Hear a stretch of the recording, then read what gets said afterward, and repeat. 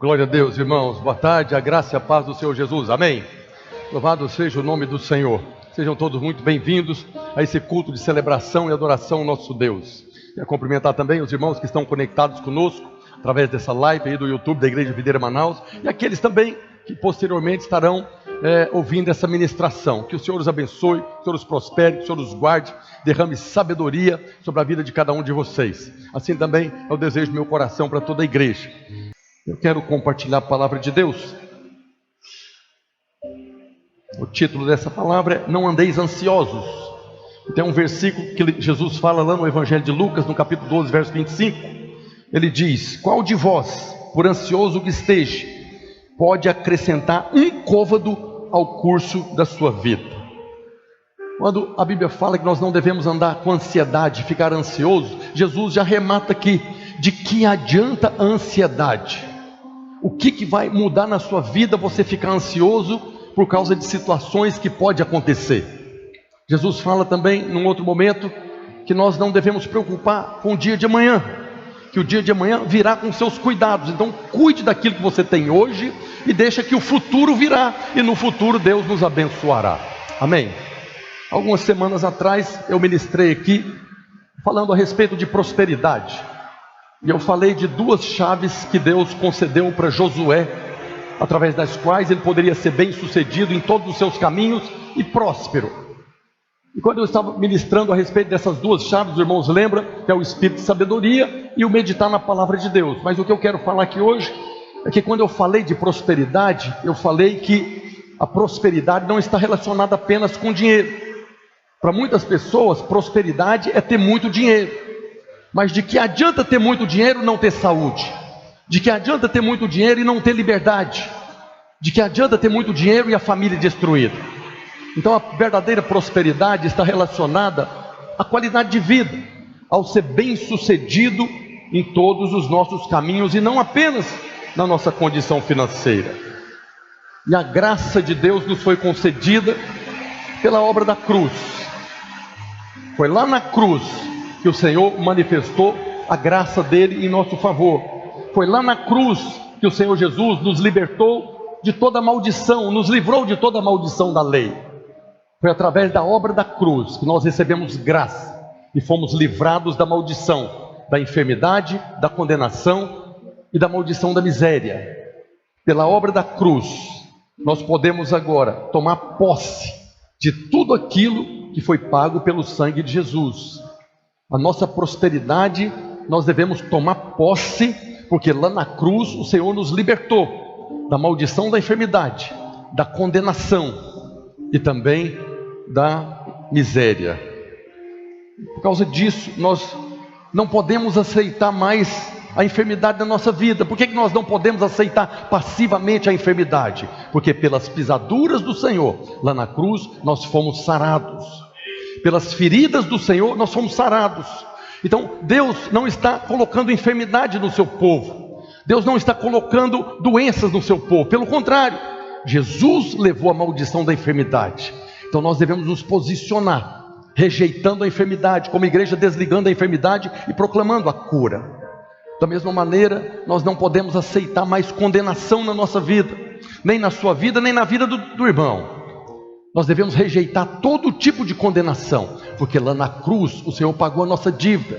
O escrito de dívida que estava sobre nós foi cravado na cruz. Por isso Paulo fala que agora, pois, já nenhuma condenação há para aqueles que estão em Cristo Jesus, seja você, seja o irmão que está em Cristo Jesus. E também nós não devemos aceitar a miséria e a pobreza na nossa vida. Nós devemos rejeitar duramente o espírito de miséria e de pobreza. Paulo fala na carta aos Coríntios, segunda carta aos Coríntios, capítulo 8, verso 9: pois conheceis a graça de nosso Senhor Jesus Cristo, que se manifestou na cruz, que sendo rico, se fez pobre por amor de nós, para que pela sua pobreza vos tornasseis ricos. Lá na cruz o Senhor abriu mão de tudo que Ele era, para que nós pudéssemos agora nos apropriar daquilo que Ele nos concedeu. Por isso a prosperidade está relacionado a nós tomarmos posse daquilo que nos foi dado. A nossa condição enquanto povo de Deus é a mesma do povo de Israel. Foram libertos da ação de Faraó, que tipifica Satanás, foram colocados na terra de Canaã, a terra que emana leite e mel. Mas eles não foram colocados na terra de Canaã para ficar deitado e o mel e o leite escorrendo na boca deles. O Senhor estava lá levando eles a conquistar tudo aquilo que Deus deu. Deus deu a terra e tudo que tinha na terra. Cidades prontas, casas, lavouras, vinhas, estava tudo lá. Mas tinha um inimigo lá. E eles deveriam entrar ali agora, combater o inimigo e tomar posse da prosperidade que Deus havia dado a eles. Essa é a nossa mesma condição. Nós fomos libertos do governo do diabo, fomos libertos das influências do mundo, e Deus nos colocou hoje numa terra. Essa terra que nós vivemos a vida no Espírito. E nós devemos nos apropriar de tudo aquilo que Deus nos deu pela obra da cruz, para nós vivermos uma vida próspera, para nós tomarmos posse de tudo aquilo que é nosso por direito. Quando você está orando por cura, você não está pedindo alguma coisa sem uma base legal. Há uma base legal, é jurídico. Nós temos direito da cura, porque nós não estamos mais debaixo da maldição da lei. Uma delas era a enfermidade. Quando nós oramos aqui a cada domingo, cada reunião por prosperidade, nós estamos tomando posse de algo que é nosso por direito. Não é ilegal. A sua prosperidade já foi conquistada na cruz. Por isso nós devemos rejeitar a enfermidade, a condenação e a miséria, e vivermos uma vida próspera. A graça de Deus nos foi concedida, e a palavra de Deus nos ensina como tomar posse daquilo que é nosso. Quando eu falei das chaves da prosperidade, o espírito de sabedoria que Deus colocou sobre a vida de Josué através da imposição das mãos de Moisés. E depois falou para ele que ele deveria meditar na palavra de Deus de dia e de noite, porque se ele fizesse isso, ele seria bem sucedido em todos os seus caminhos. Isso não é, Deus está falando que pela simples imposição de mão de um homem, você já vai receber tudo de graça. Há uma guerra, uma batalha que nós devemos enfrentar, que já foi conquistada na cruz. Você não tem que lutar com o diabo para que ele possa agora liberar a bênção para você. Nós já somos abençoados com toda sorte de bênção, amém? Toda a bênção já foi liberada. E por que nós não estamos desfrutando de toda a bênção? Porque existe um inimigo que está resistindo. E nós precisamos nos posicionar como valentes do Senhor, como filhos de Deus que recebeu toda a autoridade no nome de Jesus para nos apropriar daquilo que já nos foi dado. E ainda falando de prosperidade, eu quero falar hoje de uma outra situação, que aflige muitas pessoas, inclusive irmãos dentro da igreja. E essa situação impede que os irmãos vivam uma vida abençoada, frutífera e próspera. Alguns anos atrás, um pastor nos Estados Unidos, pastor de uma igreja nos Estados Unidos, fez uma pesquisa. Estados Unidos é o país das estatísticas, tudo tem pesquisa lá. E esse pastor fez uma pesquisa com crentes e não crentes, e a pergunta era: qual era o pecado que mais afligia a vida deles?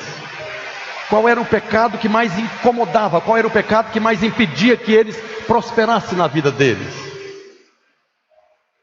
Já participou de uma pesquisa assim?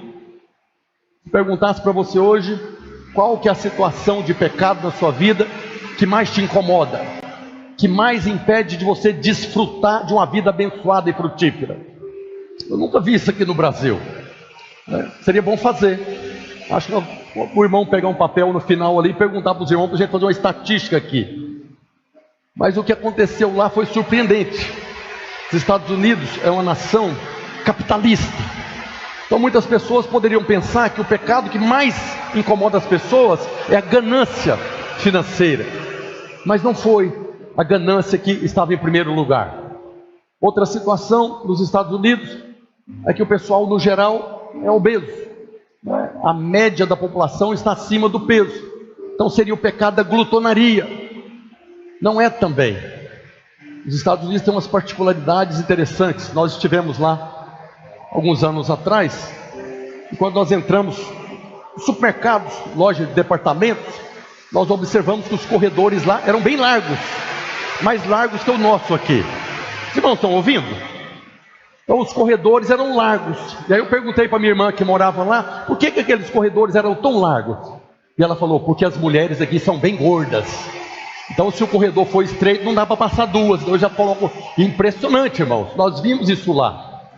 São aquelas né? Bem parruda mesmo. Mas não é o pecado da glutonaria. Também poderia pensar que era o pecado da pornografia, né? Que destrói tantas famílias. Não era.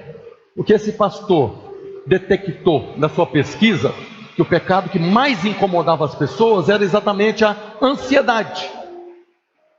As pessoas falaram que o pecado que mais incomodava elas, que mais atrapalhava elas de viver uma vida abençoada, frutífera e próspera, era a ansiedade.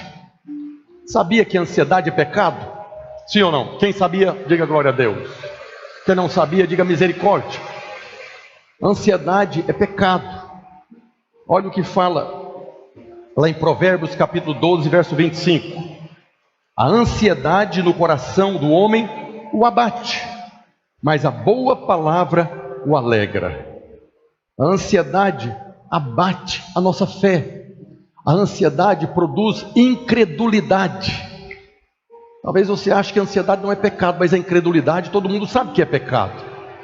E Provérbios está falando que o coração do homem é abatido, se prostra.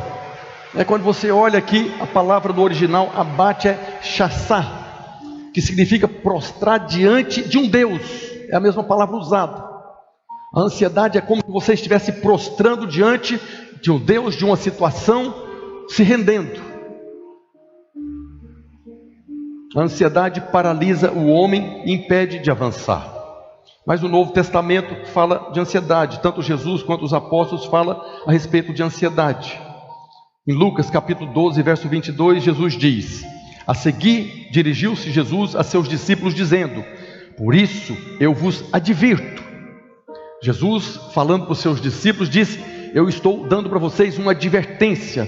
Não andeis ansiosos pela vossa vida, quanto ao que haveis de comer, nem pelo vosso corpo, quanto ao que haveis de vestir. E Jesus faz uma lista aqui, através da qual nós não devemos ficar ansiosos. Ele está nos advertindo. Por que Jesus está advertindo? Porque a ansiedade no coração do homem o abate, paralisa, impede de avançar, de prosperar em todas as áreas. Também Lucas 12, 25, qual de vós, por ansioso que esteja, pode acrescentar um côvado ao curso da sua vida? Um côvado é uma medida, né? Uma medida de um antebraço. Que diferença faz diante de uma situação você ficar ansioso? A ansiedade não vai ajudar em nada. O cuidado, a preocupação, a estratégia, pensar com sabedoria ajuda, mas a ansiedade não ajuda. Pelo contrário, a ansiedade é uma porta para enfermidades, é uma porta para depressão, é uma porta para destruição de casamento, é uma porta para filho sair de casa. E Jesus está falando que a ansiedade não vai mudar nada na sua vida. E aí nós vemos Paulo falando em Filipenses 4,6: não andeis ansiosos de coisa alguma, não fique ansioso por coisa alguma, por motivo nenhum. Em tudo, porém, sejam conhecidas diante de Deus as vossas petições, pela oração, pela súplica, com ações de graça. E aqui é como se Pedro, na primeira carta dele, capítulo 5, verso 7, está completando o que Paulo está falando aos filipenses: lançando sobre ele toda a vossa ansiedade, porque ele tem cuidado de nós. O Senhor tem cuidado de nós, o Senhor é bom. Essa semana tivemos vários testemunhos de livramento, de coisas sérias. O Senhor é bom e tem cuidado de nós. Por isso que o Espírito Santo fala para nós: não ande ansioso de coisa alguma, não permita que o seu coração se abata diante de circunstâncias, diante de fatos, diante de pessoas. Pelo contrário, pela oração, pela súplica, coloque diante de Deus a sua ansiedade e descansa nele, lançando sobre ele a vossa ansiedade. É lançar e descansar. Passa para o Senhor a sua necessidade, passa para o Senhor a sua preocupação e descanse. Até porque você não pode fazer mais nada diante de determinada situação. Porque tem irmãos que ficam remoendo aquela situação, né? Tem uma situação que não tem jeito. É como se falam, né? Aquilo que você está enfrentando, se tem como arrumar, tem como consertar, conserte, não precisa ficar ansioso. Mas se não tem jeito, de que adianta ficar ansioso? Todas as circunstâncias nós podemos descansar.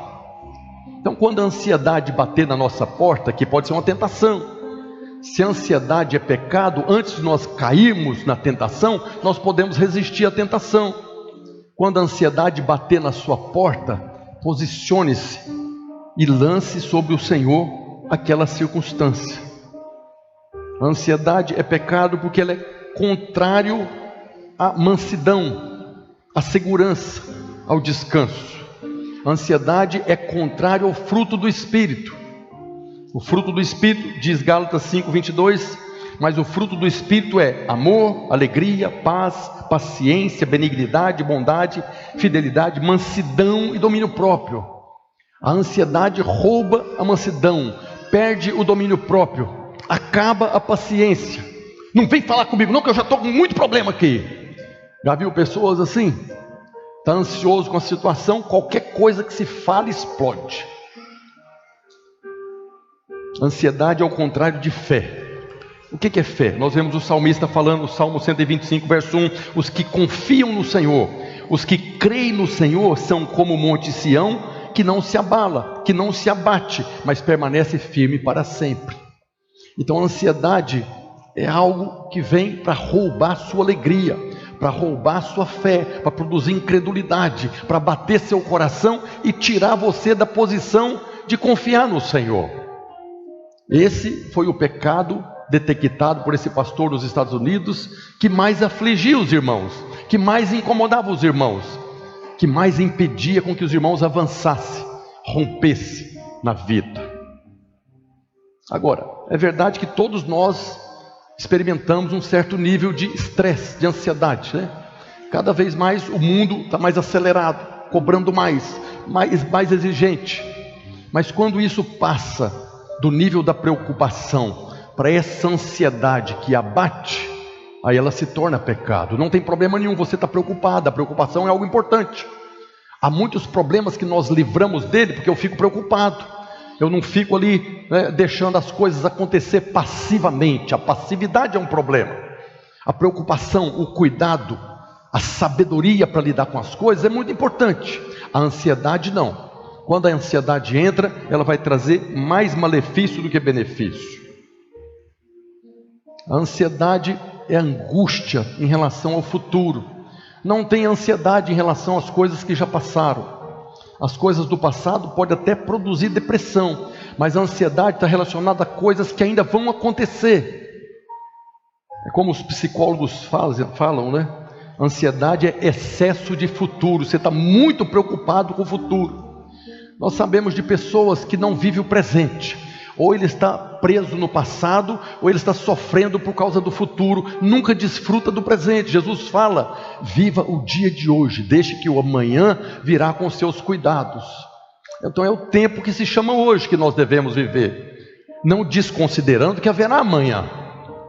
Mas nós não devemos preocupar com as coisas do futuro nesse nível da ansiedade, porque isso vai acabar trazendo mais problema. Então as incertezas em relação ao futuro vai acabar produzindo ansiedade. E a ansiedade ela tem 3 elementos: insegurança, desamparo, isolamento. A ansiedade vem quando eu tenho a percepção de que algo ruim pode acontecer ou vai acontecer. Não está acontecendo, pode acontecer, vai acontecer. Então eu já preocupo hoje. O desamparo é que às vezes eu estou diante de umas circunstâncias que vai acontecer e eu não tenho como fazer nada, não tenho o que eu fazer. E o isolamento é porque às vezes outras pessoas também não podem nos socorrer. Há circunstâncias na nossa vida que nós vamos encarar, que eu não posso fazer nada para mudar aquela situação e nem outras pessoas podem fazer. Então a ansiedade, ela tem esses 3 elementos: insegurança, desamparo e isolamento. Quando eu estou diante de uma situação que está para acontecer ou pode acontecer e que eu não tenho como fazer nada para impedir que aconteça, então vem a insegurança, vem agora essa ansiedade porque eu não posso fazer nada. Mas a nossa vitória está no fato de que nós não estamos sozinhos. Talvez você não pode fazer nada, talvez outras pessoas não podem fazer nada em relação àquelas circunstâncias, mas nós não estamos sozinhos. Nós vemos Jesus falando disso, né? Lá em Mateus 28:20, Jesus diz: eis que estou convosco todos os dias até a consumação do século. Quem falou isso aqui foi Deus. Jesus é Deus, e Ele falou: eu estarei com vocês todos os dias. Eu não vou estar, eu estou com vocês.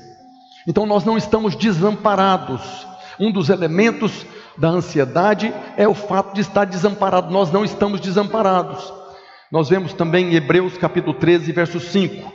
Porque Deus tem dito: de maneira alguma te deixarei, nunca, jamais te abandonarei. Diga glória a Deus.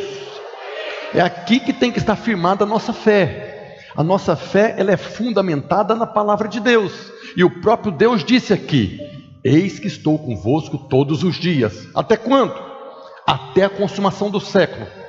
Jesus não está falando: eis que estou com vocês todos os dias, enquanto estiver em santidade, enquanto estiver congregando, enquanto não estiver vivendo na prática do pecado. Ele não falou nada disso. Ele está falando: eis que estou convosco todos os dias, sem nenhuma condição. O pecado produz ansiedade, e a ansiedade é pecado. Independente da circunstância que você possa estar vivendo ou vai viver, o Senhor está com você todos os dias, até a consumação do século. Diga glória a Deus. Nunca vai desamparar. Então, o que acontece conosco quando nós acabamos nos perdendo na ansiedade? Essa ansiedade é o resultado de uma crença errada. Nós precisamos corrigir a nossa fé. Porque se eu penso que o Senhor vai me socorrer apenas quando eu merecer socorro, então eu vou ter um problema sério agora. Então uma crença errada produz uma atitude errada e vai produzir sentimentos errados. Eu preciso corrigir a minha fé. O Senhor não vai te desamparar, não vai te abandonar, não vai te largar na chapada. Você pode confiar no Senhor, porque foi Ele que disse. E quando eu creio da maneira correta, então agora eu posso vencer a ansiedade. Eu posso agora superar essa insegurança, esse desamparo, porque eu não estou isolado. Tem alguém que é por mim. E se Deus é por mim, nada será contra mim, nem eu mesmo. Se Deus é por nós, quem será contra nós? Se Deus é por você, nem você é contra você, porque ninguém pode vencer Ele. Amém? Então, quando vem essa tentação da ansiedade, o que nós devemos fazer?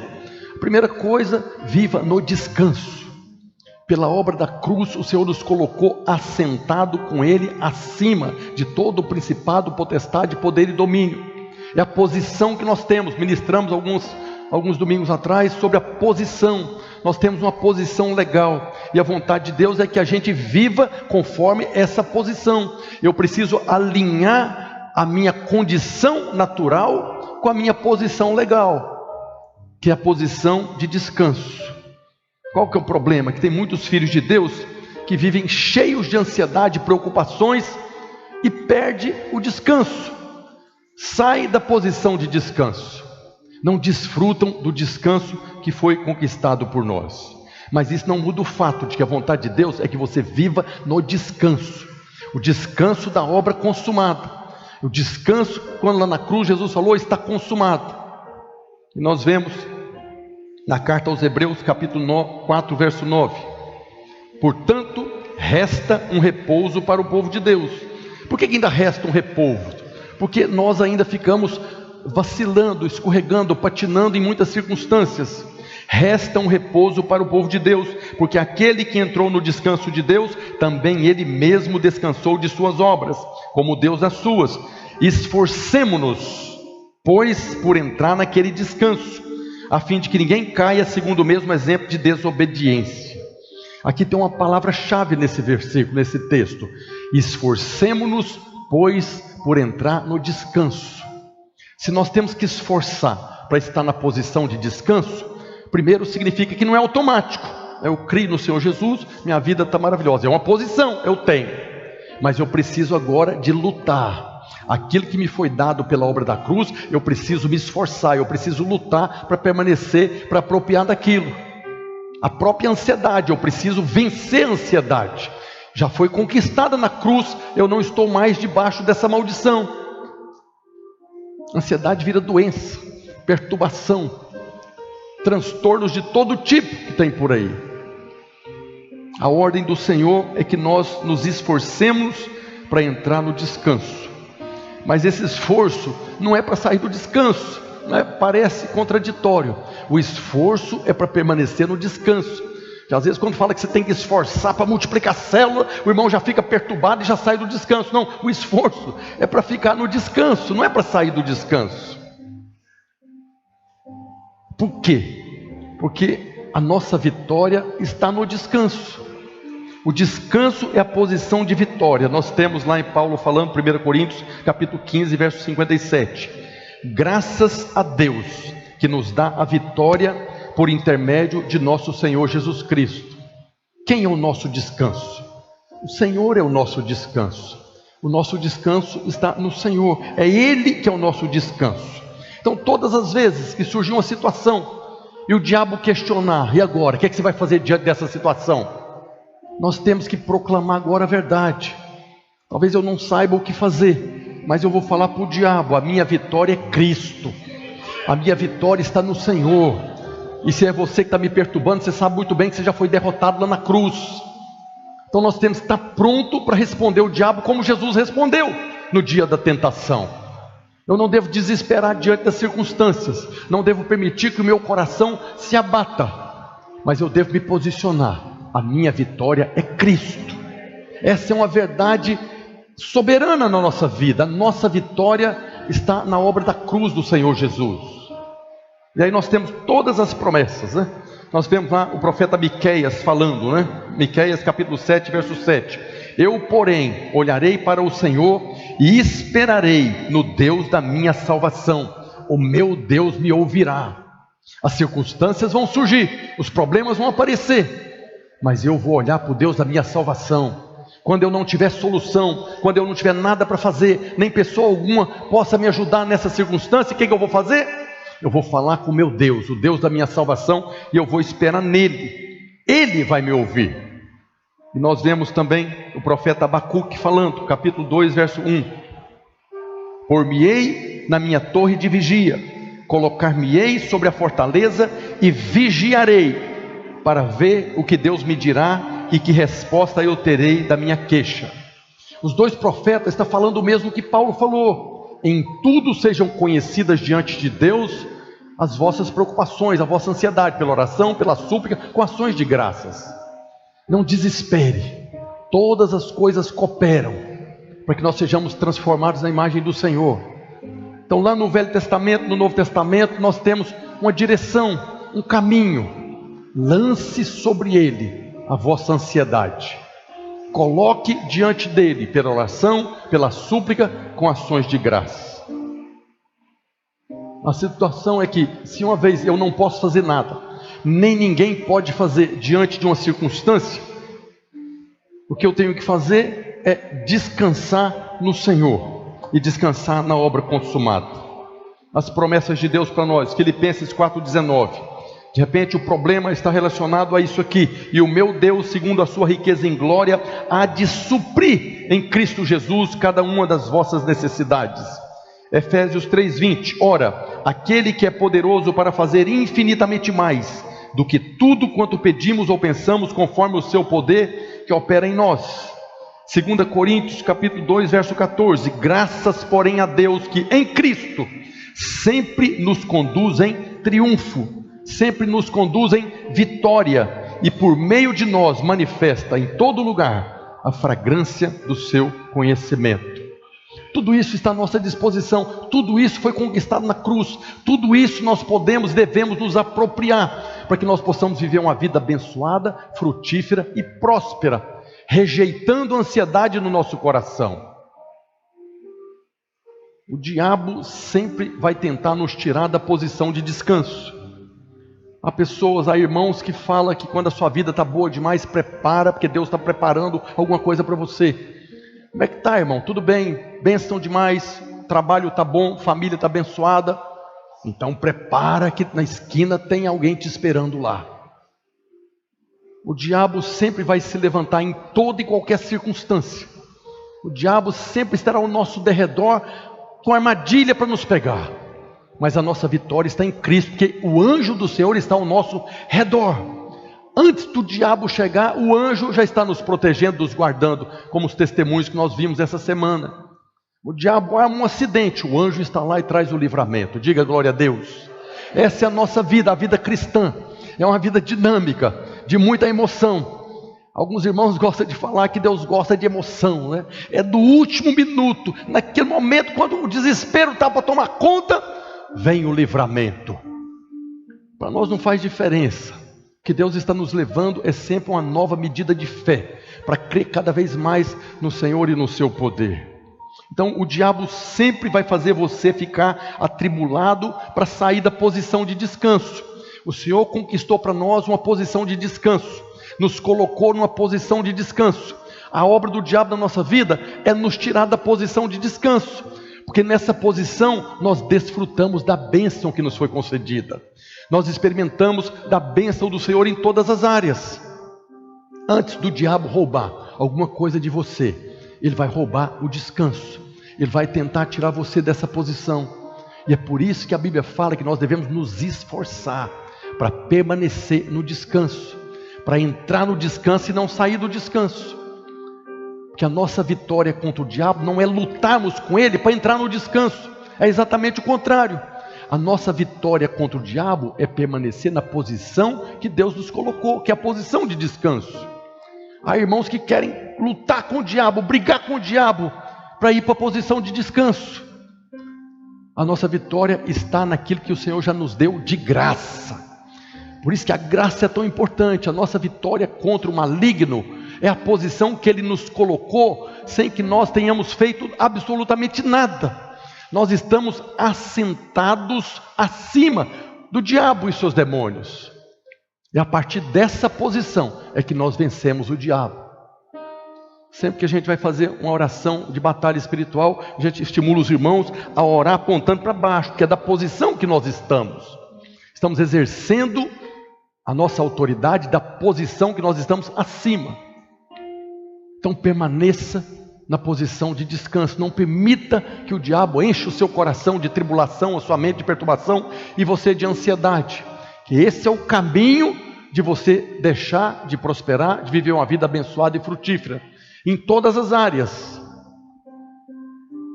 Nós precisamos esforçar por permanecer no descanso, que é a posição que o Senhor nos deu.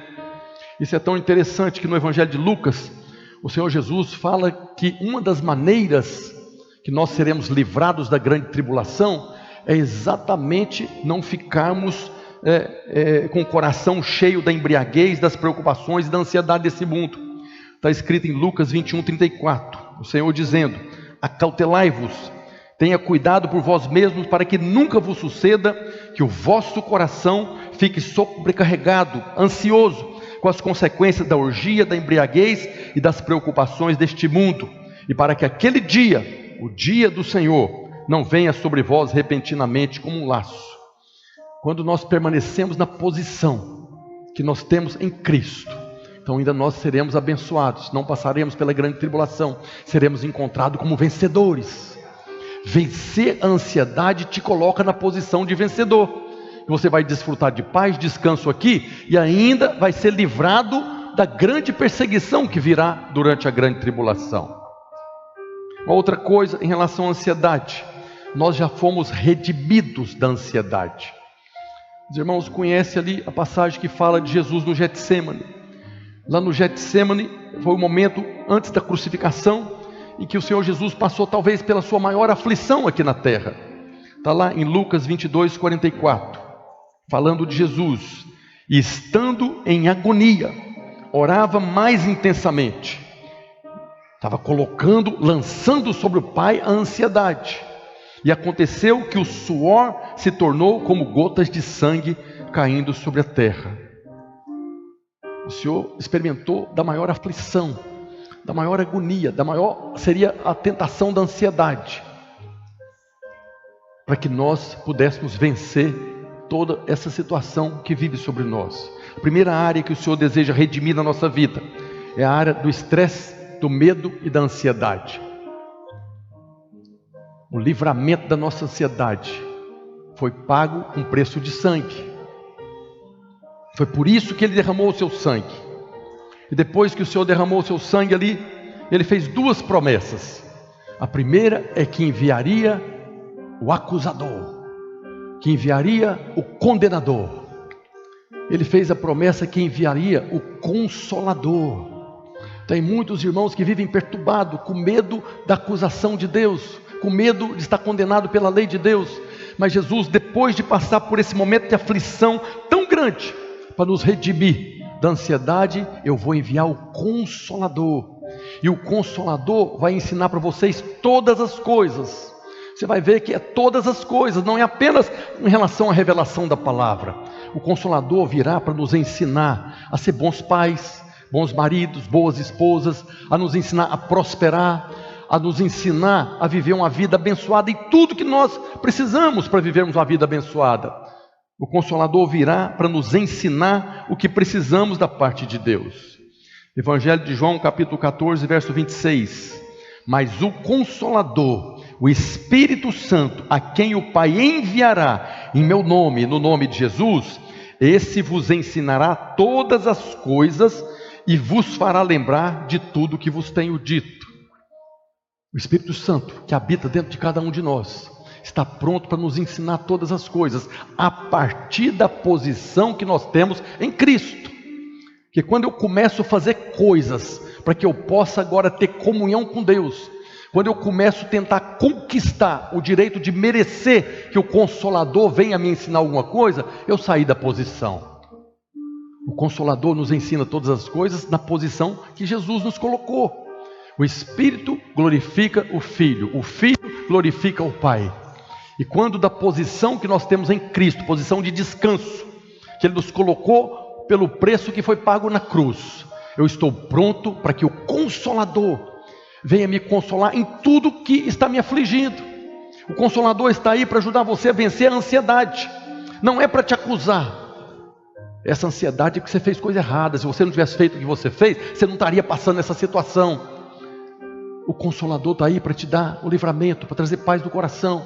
Se tem uma maneira de você sair de determinada circunstância, o Consolador vai te ensinar. Se não tem, o Consolador vai te consolar. E nós permaneceremos na posição que foi compra e paga por preço de sangue. Diga glória a Deus. A segunda coisa que Jesus prometeu na sequência desse texto de João 14 é a paz. Deixo-vos a paz. Primeiro ele fez a promessa do Consolador, e agora ele diz em João 14, 27, deixo-vos a paz, a minha paz vos dou, não vou-la dou como dá o mundo. Não se turbe o vosso coração, nem se atemorize. Não fique ansioso no seu coração, não abata o seu coração, não tenha medo. Eu já dei a minha paz.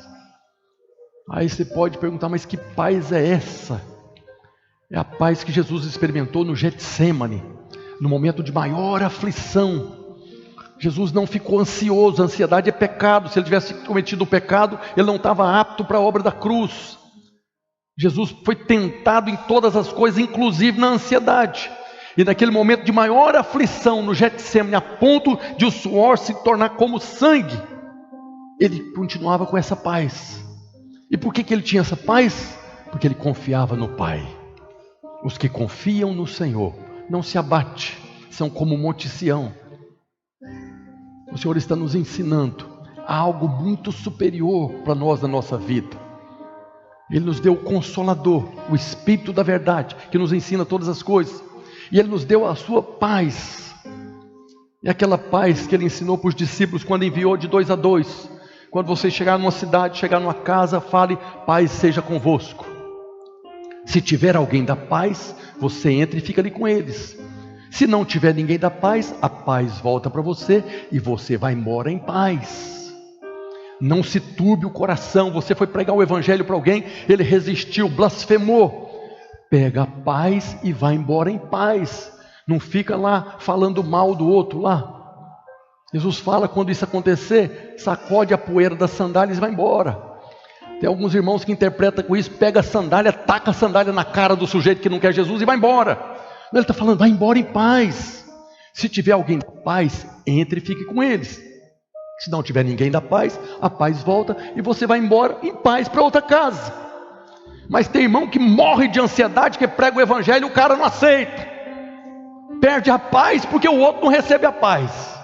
Você chega proclama: paz seja convosco. O cara não pega, você perde a paz e vai embora irado. Nunca mais vou pregar para esse cidadão. Perdeu a paz que voltou para você, não mudou. A paz do Senhor, ela excede todo o entendimento. Está escrito em Filipenses 4:7. E a paz de Deus, que excede todo o entendimento, guardará o vosso coração e a vossa mente em Cristo Jesus. Semana passada nós falamos de guardar o coração. Quando nós permanecemos nessa paz, o coração está guardado. Nós guardamos o coração no Senhor, na sua palavra, no seu amor e na sua paz. Quando você perde a paz por qualquer circunstância, seu coração está indo embora. Por que a paz excede o entendimento? Que não é para você avaliar. É uma paz no meio da guerra.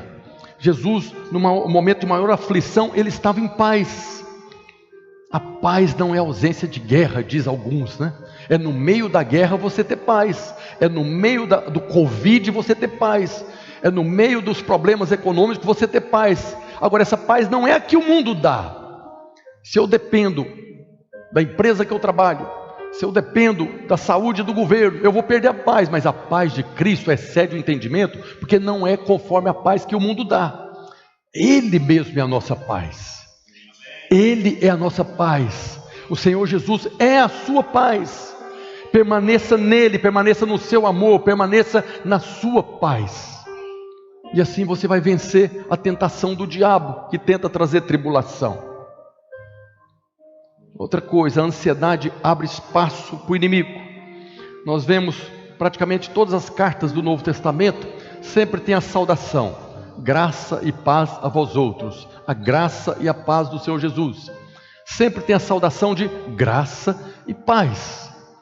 Essa saudação, quando o apóstolo Paulo, Pedro, Tiago, todos eles falam, a graça, nós sabemos que é o favor imerecido. É aquilo que nós recebemos sem nenhum mérito pela obra da cruz. A graça é tudo aquilo que nos foi concedido pela obra da cruz de graça.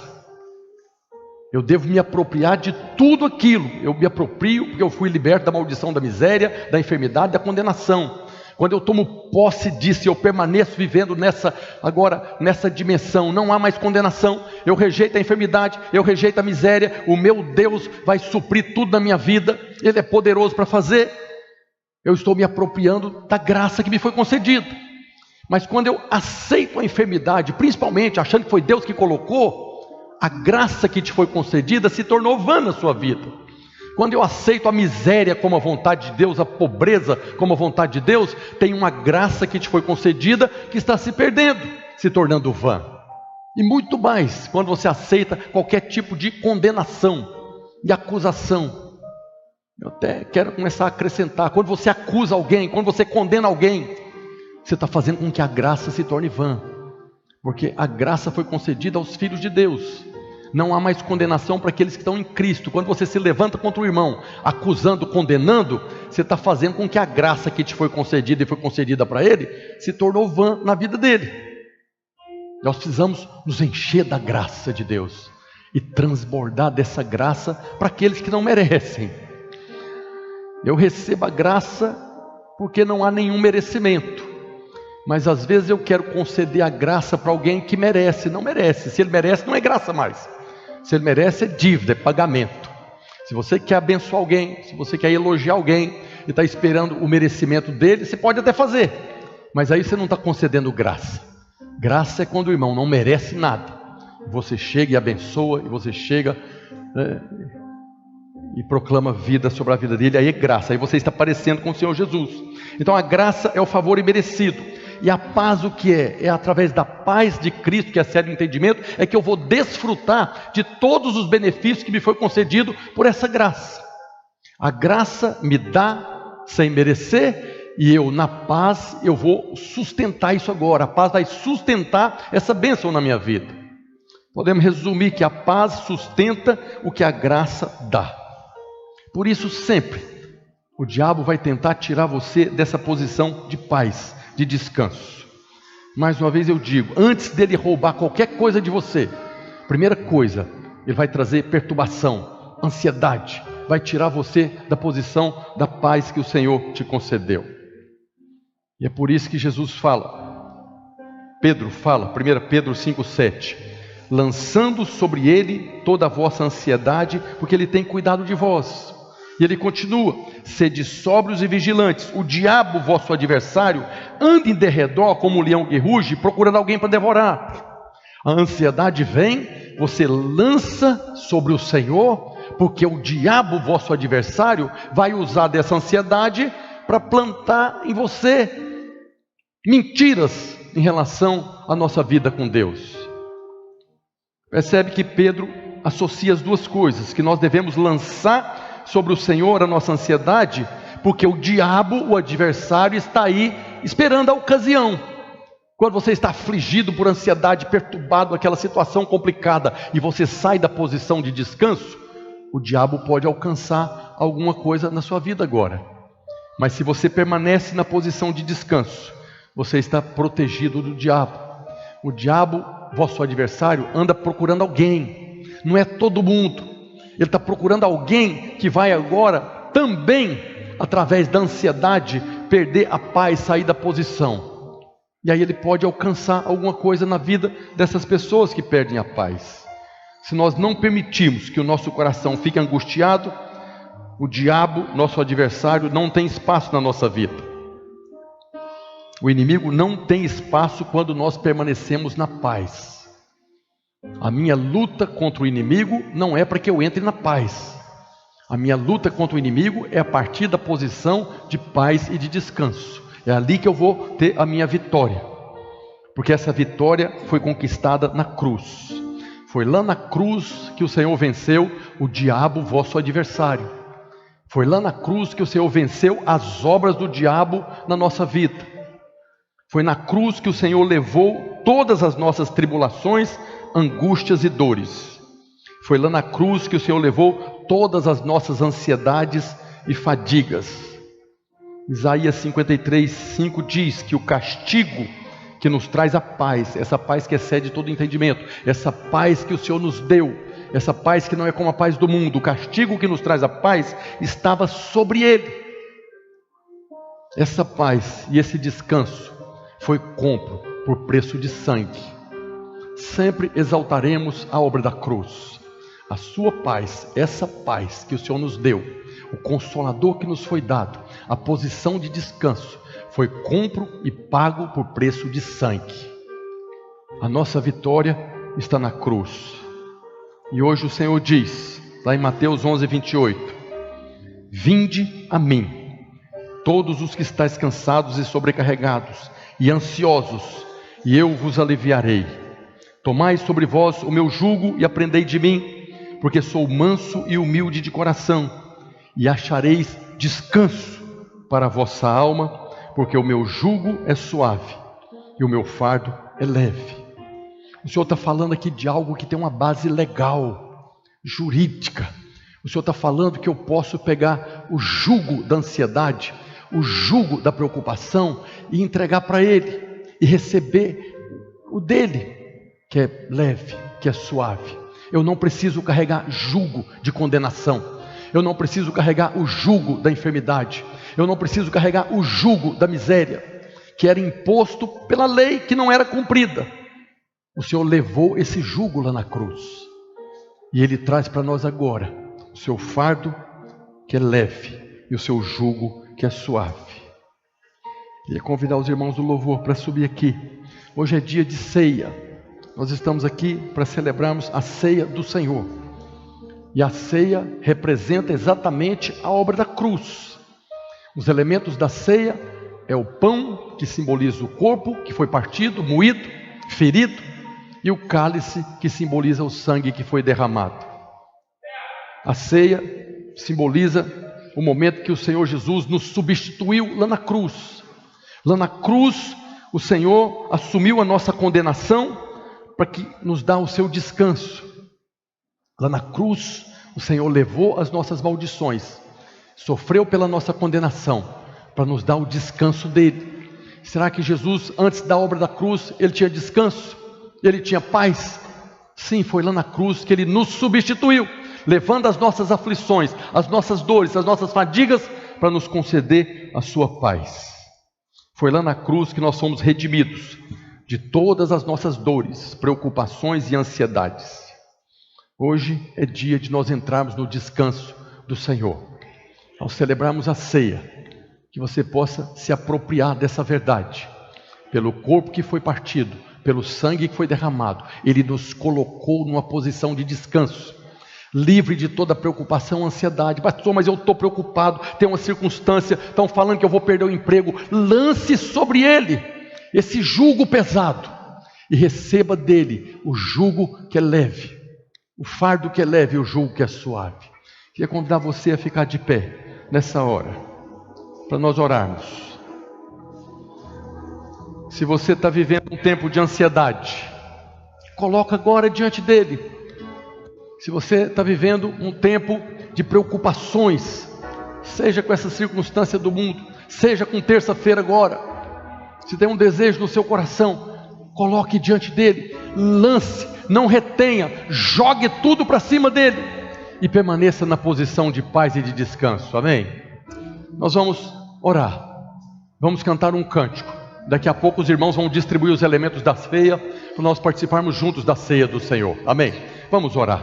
Pai, no nome de Jesus, nós te louvamos, ó Deus, louvamos e agradecemos ao Senhor, porque em tudo o Senhor tem nos abençoado. O Senhor nos concedeu o Espírito Santo Consolador, o Senhor nos concedeu a paz do Senhor que excede todo o entendimento.